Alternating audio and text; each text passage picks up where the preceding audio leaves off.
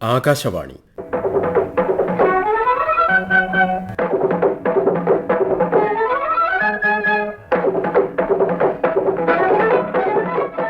തിരുവനന്തപുരം പ്രാദേശിക വാർത്താ വിഭാഗം അവതരിപ്പിക്കുന്ന വാർത്താ തരംഗിണി.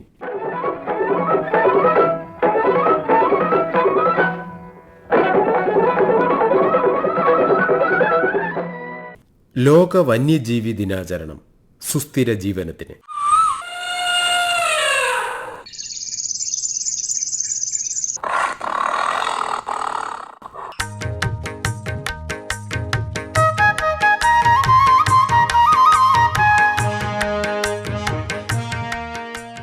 ഇന്ന് മാർച്ച് 3 ലോക വന്യജീവി ദിനം. ആഗോളതലത്തിൽ വംശനാശ ഭീഷണി നേരിടുന്ന വന്യജീവികളെ സംരക്ഷിക്കുക, അവയുടെ വംശനാശം തടയുക, വന്യജീവികളെ സംരക്ഷിക്കുന്നതിന്റെ പ്രാധാന്യം ജനങ്ങളിൽ എത്തിക്കുക തുടങ്ങിയ ലക്ഷ്യങ്ങളാണ് ദിനാചരണത്തിന് പിന്നിൽ.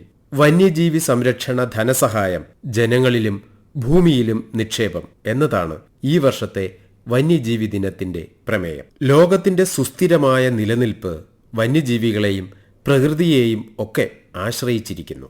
ലോകത്തിലെ മൊത്ത ആഭ്യന്തര ഉൽപാദനത്തിന്റെ പകുതിയിലധികവും പ്രകൃതിയുമായി ബന്ധപ്പെട്ടിരിക്കുന്നു. ജൈവ വൈവിധ്യം നഷ്ടപ്പെടുന്നത് ഉപജീവന മാർഗങ്ങളുടെ നഷ്ടത്തിനും സമ്പദ് വ്യവസ്ഥയുടെ അസ്ഥിരതയ്ക്കും കാരണമാകുന്നു. ജൈവ വൈവിധ്യ സംരക്ഷണത്തിനായി പ്രതിവർഷം നിക്ഷേപിക്കപ്പെടുന്ന സാമ്പത്തികത്തെക്കാൾ വളരെ കൂടുതൽ ആവശ്യമാണ്.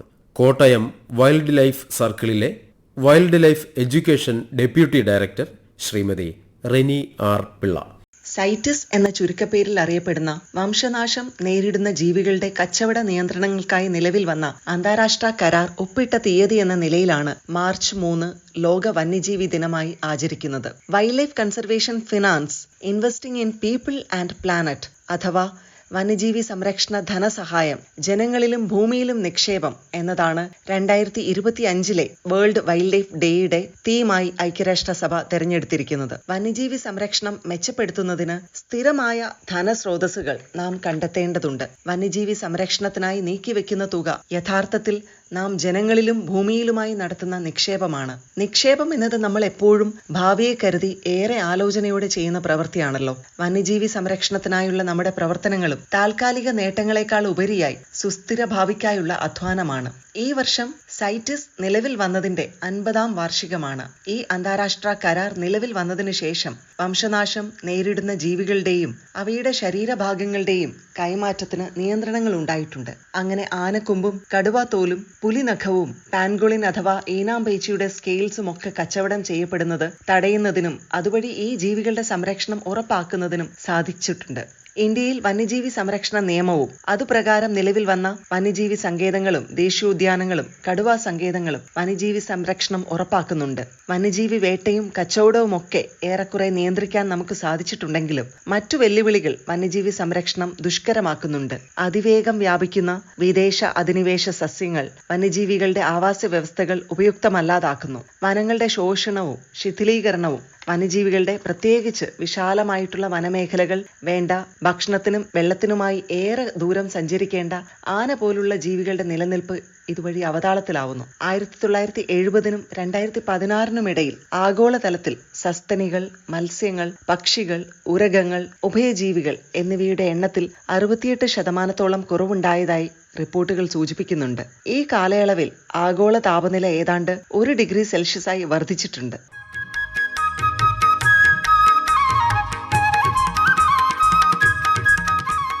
മനുഷ്യന്റെ ഉൽപ്പത്തിയും വികാസവും ഭൂമിയുടെ ചരിത്രത്തിലെ സുപ്രധാനമായ വസ്തുതയാണ്. എന്നാൽ അതിനും എത്രയോ ലക്ഷം വർഷങ്ങൾക്ക് മുമ്പ് ജീവിച്ചു വന്ന അനേകം ജീവജാലങ്ങളുടെ ജന്മനാടാണ് ഈ ഭൂമി. മനുഷ്യകുലത്തിന്റെ വികാസ പരിണാമങ്ങൾക്ക് കാരണമായതും ഇതേ സസ്യജന്തുജാലങ്ങളാണ്. അവയുടെ പരസ്പരാശ്രയത്വമാണ് ഭൂമിയെ വാസയോഗ്യമാക്കിയത് എന്ന ചിന്ത നാം പലപ്പോഴും മറന്നുപോകുന്നുണ്ട്. മനുഷ്യ വന്യജീവി സംഘർഷം നാം കേൾക്കുന്നതാണ്. ജനസംഖ്യാ വർധനവും വനവിസ്തൃതി കുറഞ്ഞുവന്നതും കാലാവസ്ഥാ വ്യതിയാനവുമെല്ലാം ഇത്തരം സംഘർഷങ്ങൾ വർദ്ധിക്കാൻ കാരണമായി. പ്രാദേശികമായ ഭൂപ്രകൃതിയും ഒരു കാരണമാണ്. എന്നാൽ മനുഷ്യ വന്യജീവി സംഘർഷം കുറയ്ക്കുന്നതിനായി ശാസ്ത്രീയമായ മാർഗങ്ങളും എല്ലാ തലത്തിലുമുള്ളവരുടെ സഹകരണവും ആവശ്യമാണ്. ശ്രീമതി റെനി ആർ പിള്ള തുടരുന്നു. നമ്മുടെ നാട്ടിൽ വന്യജീവികൾ മൂലമുണ്ടാകുന്ന സംഘർഷങ്ങൾ ഏറെ ഗൗരവതരമാണ്. മനുഷ്യജീവനും സ്വത്തിനും കൃഷിക്കുമൊക്കെ ഇതുവഴി ഉണ്ടാകുന്ന നഷ്ടങ്ങൾ ഏറെയാണ്. ഇത്തരം സംഘർഷങ്ങളിലേക്ക് നയിക്കുന്ന കാരണങ്ങൾ അനവധിയാണ്. ഇവയുടെ പരിഹാരങ്ങൾക്കും അതിനാൽ തന്നെ ഒറ്റമൂലിയില്ല. ആധുനികവും ശാസ്ത്രീയവും പ്രൊഫഷണലുമായിട്ടുള്ള വനംവകുപ്പിന്റെ സമീപനവും അതോടൊപ്പം വിവിധ സർക്കാർ വകുപ്പുകളുടെയും ഏജൻസികളുടെയും ഏകോപനവും ജനങ്ങളുടെ പൂർണ്ണ പിന്തുണയും പങ്കാളിത്തവും വന്യജീവി സംഘർഷങ്ങൾ ഒഴിവാക്കുന്നതിനും ലഘൂകരിക്കുന്നതിനും ആവശ്യമാണ്. നിലവിലുള്ള പദ്ധതികൾ കൂടാതെ ഇതിനായുള്ള ദീർഘകാല അടിസ്ഥാനത്തിലെ പദ്ധതികൾ വിവിധ രീതിയിൽ വനംവകുപ്പ് ആരംഭിച്ചു കഴിഞ്ഞു. ഇത്തരത്തിലെ 10 വിവിധ മിഷനുകളാണ് വന്യജീവി സംഘർഷം ലഘൂകരിക്കുന്നതിനായി വനംവകുപ്പ് ലക്ഷ്യം വെച്ചിട്ടുള്ളത്. വന്യജീവി സംഘർഷങ്ങൾ വഴിയുള്ള മരണങ്ങളിൽ ഏറിയ പങ്കിനും കാരണമായിട്ടുള്ള പാമ്പിനെ പിടിക്കുന്നതിനും റെസ്ക്യൂ ചെയ്യുന്നതിനുമുള്ള മിഷൻ സർപ്പയും, കാട്ടിൽ വന്യജീവികൾക്ക് ഭക്ഷണവും ജലവും ഉറപ്പാക്കുന്ന മിഷൻ ഫുഡ് ഫോഡർ ആൻഡ് വാട്ടറും, ഇതുകൂടാതെ പ്രൈമറി റെസ്പോൺസ് ടീമുകളുടെ രൂപീകരണവും ആധുനിക സാങ്കേതിക വിദ്യയുടെയും ശാസ്ത്രീയ പഠനങ്ങളുടെയും വനവാസികളുടെ പരമ്പരാഗത അറിവൊക്കെ മനുഷ്യ വന്യജീവി സംഘർഷം ഒഴിവാക്കുന്നതിന് ഉപയോഗിക്കുന്നതിനായിട്ടും മെച്ചപ്പെട്ട വന്യജീവി പരിപാലനത്തിനും ഒക്കെയായുള്ള വിവിധ വ്യത്യസ്ത പദ്ധതികളാണ് വനംവകുപ്പ് രൂപം നൽകി നടപ്പിലാക്കുന്നത്. ഈ പദ്ധതികൾ ഉൾപ്പെടെ വന്യജീവികളുടെ സംരക്ഷണത്തിനായും സംഘർഷം ഒഴിവാക്കുന്നതിനുമായുള്ള എല്ലാ ധനവും അധ്വാനവും ഭാവിക്കായുള്ള നമ്മുടെ സ്ഥിര നിക്ഷേപങ്ങളാണ്. ഈ വന്യജീവി ദിനത്തിന്റെ സന്ദേശവും ഇതിന് അടിവരയിടുന്നുണ്ട്.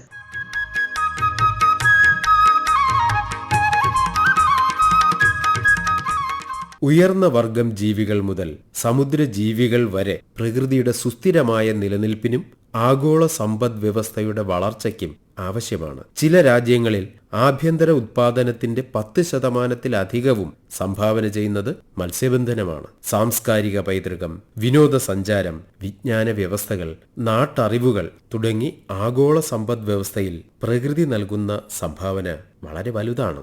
വന്യജീവികൾ സ്വാഭാവികമായ ആവാസ വ്യവസ്ഥയിൽ വളരുന്നവയാണ്. അവയുടെ ആവാസ വ്യവസ്ഥ സംരക്ഷിച്ചെങ്കിൽ മാത്രമേ വന്യജീവികളെയും സംരക്ഷിക്കാൻ കഴിയുകയുള്ളൂ. പരിസ്ഥിതി വിദ്യാഭ്യാസ പ്രവർത്തകനും സൊസൈറ്റി ഫോർ എൻവയോൺമെന്റൽ എഡ്യൂക്കേഷൻ ഇൻ കേരളയുടെ സെക്രട്ടറിയുമായ ശ്രീ VC ബാലകൃഷ്ണൻ.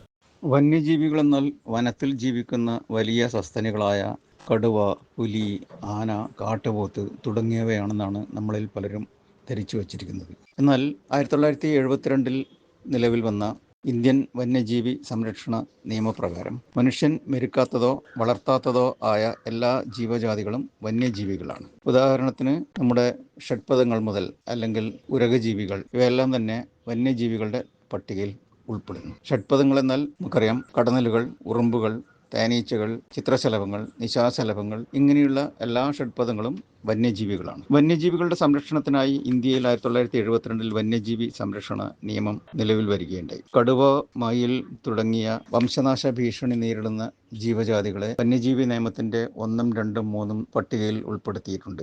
അതുപോലെ തന്നെ ചില സസ്യങ്ങളെ വന്യജീവി നിയമത്തിന്റെ 6ാമത്തെ പട്ടികയിൽ ഉൾപ്പെടുത്തി സംരക്ഷിച്ചിരിക്കുന്നുണ്ട്. നമ്മുടെ ഈന്തിന്റെ ജനസിൽ വരുന്ന സൈക്കസ് ബെഡോമി, അതുപോലെ തന്നെ ലേഡി സ്ലിപ്പർ ഓർക്കിഡ്, നെപ്പന്തസ് ഖാസിയാന എന്ന് പറയുന്ന പിച്ചർ പ്ലാന്റ്, അതുപോലെ നമ്മൾ ആയുർവേദത്തിൽ ഉപയോഗിക്കുന്ന കൊട്ടം ചുക്കാതി എണ്ണയിലൊക്കെ ഉപയോഗിക്കുന്ന കൊട്ടം എന്ന് പറയുന്ന സസൂറിയ ലാപ്പ, ഈ സസ്യങ്ങളെല്ലാം വന്യജീവി നിയമത്തിന്റെ ഷെഡ്യൂൾ 6 അതായത് പട്ടിക 6 ഉൾപ്പെടുത്തി സംരക്ഷിക്കപ്പെട്ടിരിക്കുകയാണ്. വന്യജീവികൾ എന്ന് പറയുന്നത് കൊണ്ട് വന്യമായി ജീവിക്കുന്ന ജീവികൾ അല്ലാതെ വനത്തിൽ ജീവിക്കുന്ന ജീവജാതികൾ മാത്രമല്ല. വന്യമായി ജീവിക്കുക എന്ന് പറഞ്ഞാൽ മനുഷ്യന്റെ ഇടപെടലില്ലാതെ ജീവിക്കുന്ന നിലനിൽക്കുന്ന ജീവജാതികളെ ആണ് വന്യജീവികൾ എന്നതുകൊണ്ട് ഉദ്ദേശിക്കുന്നത്. മനുഷ്യൻ ഭൂമിയിൽ നിലനിൽക്കുന്നത് അല്ലെങ്കിൽ ഭൂമിയിൽ ജീവന്റെ ചരിത്രം എന്ന് പറയുന്ന ഈ പറയുന്ന എല്ലാ ജീവജാതികളും തമ്മിലും ജീവജാതികളും അവയുടെ പരിസ്ഥിതിയും തമ്മിൽ പരസ്പര പ്രവർത്തനം നടത്തുന്നുണ്ട്. ഈ പരസ്പര പ്രവർത്തനം നടക്കുന്നത് കൊണ്ടാണ് മനുഷ്യൻ ഉൾപ്പെടെയുള്ള ജീവജാതികൾക്ക് ഇവിടെ നിലനിൽക്കാൻ കഴിയുന്നത്. ഒരു ഉദാഹരണം പറയുകയാണെങ്കിൽ സസ്യങ്ങൾ നിലനിൽക്കുന്നതുകൊണ്ടാണ് സസ്യങ്ങളെ ആഹരിക്കുന്ന ഭൂരിഭാഗം ജീവജാതികളും നിലനിൽക്കുന്നത്. കാരണം സസ്യങ്ങൾക്ക് മാത്രമേ സ്വന്തമായി ഭക്ഷണം ഉൽപ്പാദിപ്പിക്കാനുള്ള ടെക്നോളജി അറിയുകയുള്ളൂ. തിരിച്ച് സസ്യങ്ങൾ നിലനിൽക്കണമെങ്കിൽ സസ്യങ്ങളിൽ പ്രത്യേകിച്ച് സപുഷ്പ സസ്യങ്ങളാണെങ്കിൽ അവയിൽ വിത്തുണ്ടാകണമെങ്കിൽ പരാഗകാരികളായ ജീവജാതികൾ അവയിൽ പരാഗണം നടത്തണം. എങ്കിൽ മാത്രമേ സസ്യങ്ങൾ നിലനിൽക്കുകയുള്ളൂ. ഇങ്ങനെ എല്ലാ ജീവജാതികളും പരസ്പരം നിലനിൽപ്പിന് അല്ലെങ്കിൽ സ്വന്തം നിലനിൽപ്പിന് മറ്റ് ജീവജാതികളെ ആശ്രയിക്കേണ്ടി വരുന്നു. ഇതാണ് ഭൂമിയിൽ ജീവൻ നിലനിൽക്കുന്നതിന് കാരണം. വന്യജീവികളുടെ സ്വസ്ഥതയിലേക്ക് വന്യജീവികളുടെ സ്വാഭാവികമായ പരിസ്ഥിതിയിലേക്ക് മനുഷ്യൻ കടന്നു കയറുമ്പോഴാണ് മനുഷ്യൻ്റെ ഇടപെടൽ നടക്കുമ്പോഴാണ് പലപ്പോഴും മനുഷ്യരും വന്യജീവികളും തമ്മിലുള്ള സംഘർഷം ഉടലെടുക്കുന്നതെന്ന് നമുക്ക് കാണാൻ കഴിയും. വന്യജീവികളും മനുഷ്യനും തമ്മിലുള്ള സംഘർഷത്തെ ശാസ്ത്രീയമായി പഠനം നടത്തിക്കൊണ്ട് ഇതിനൊരു പരിഹാരം നിർദ്ദേശിക്കേണ്ടിയിരിക്കുന്നു.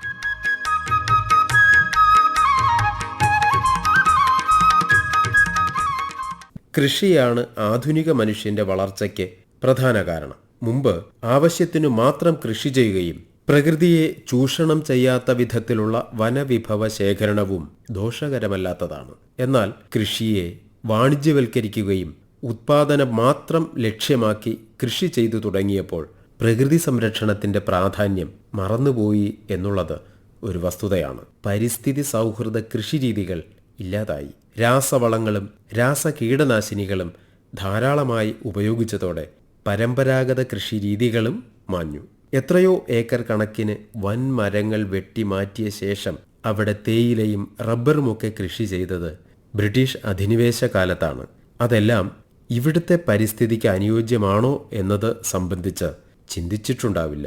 കാലാവസ്ഥാ നിർണയത്തിൽ അതാത് ഇടങ്ങളിലെ ഭൂപ്രകൃതിക്ക് വലിയ പങ്കാണുള്ളത്. കോട്ടയം വന ഡിവിഷനിലെ എരുമേലി ഫോറസ്റ്റ് റേഞ്ചിലെ section forest officer Shri M Suresh 1972 ഭാരതത്തിൽ വന്യജീവി സംരക്ഷണ നിയമം നിലവിൽ വന്നത്. 2013 മുതലാണ് ഐക്യരാഷ്ട്രസഭ മാർച്ച് 3 ലോക വന്യജീവി ദിനമായി ആചരിച്ചു വരുന്നത്. വന്യജീവികളുടെ സംരക്ഷണത്തിന്റെ പ്രാധാന്യം ഈ ദിനം ഓർമ്മപ്പെടുത്തുന്നു. ഈ നിയമം 2022 ഭേദഗതി ചെയ്യുകയും 6 പട്ടികയായി തിരിച്ചിരുന്ന വന്യജീവികളെ 4 പട്ടികയാക്കി ചുരുക്കുകയും പുതുതായി സസ്യങ്ങളെ ഉൾപ്പെടുത്തുകയും ചെയ്തു. നമ്മുടെ നീലക്കുറിഞ്ഞിയും ഈ പട്ടികയിൽ ഇടം പിടിച്ചിട്ടുണ്ട്. ഒരു പ്രത്യേക പ്രദേശത്ത് മാത്രം കാണപ്പെടുന്ന ജീവിവർഗങ്ങൾ ഉണ്ട്. അത്തരം ജീവിവർഗങ്ങളുടെ ഉന്മൂലനം കാട്ടുതീ പോലുള്ള പാരിസ്ഥിതിക പ്രത്യാഘാതങ്ങൾ ഉണ്ടാകുമ്പോൾ സംഭവിക്കാറുണ്ട്. വൈദേശ സസ്യങ്ങളുടെ കടന്നുകയറ്റവും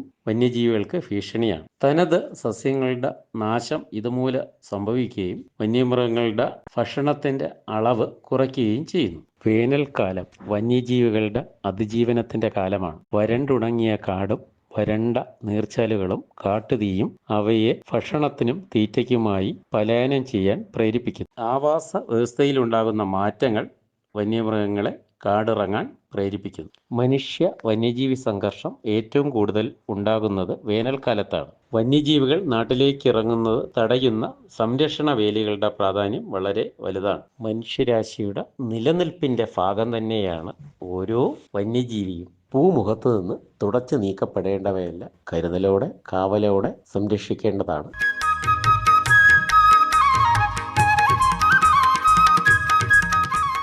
ജൈവ വൈവിധ്യ സംരക്ഷണത്തിനായി ധാരാളം സാമ്പത്തികം എല്ലാ രാജ്യങ്ങളും ചെലവാക്കുന്നുണ്ട്. ചിലയിടങ്ങളിലുണ്ടാകുന്ന വന്യജീവികളുടെ ആക്രമണം മൂലമുണ്ടാകുന്ന നഷ്ടങ്ങൾ വളരെ വലുതാണ്. മനുഷ്യജീവനുകൾ ഒരിക്കലും നഷ്ടപ്പെടാൻ പാടില്ല. മനുഷ്യന്റെ ജീവനും സ്വത്തിനും സംരക്ഷണം നൽകിക്കൊണ്ട് വന്യജീവികളുടെ ആവാസം നിലനിർത്തുന്നതിനുള്ള ശാസ്ത്രീയ സുസ്ഥിര പദ്ധതികളും പൊതുജന പങ്കാളിത്തത്തോടെ നടപ്പാക്കേണ്ടതാണ്.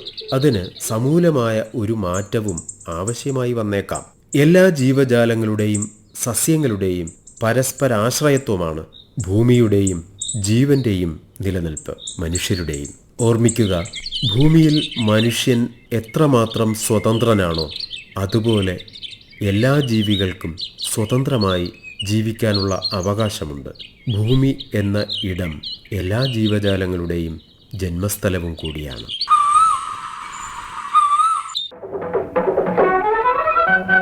വാർത്താ തരംഗിണി സമാപിക്കുന്നു. ഏകോപനം മയൂഷ AM. തയ്യാറാക്കി അവതരിപ്പിച്ചത് സുനീഷ് വിതുര. വാർത്താ തരംഗിണി ഇനി വ്യാഴാഴ്ച രാവിലെ 9 മണിക്ക്.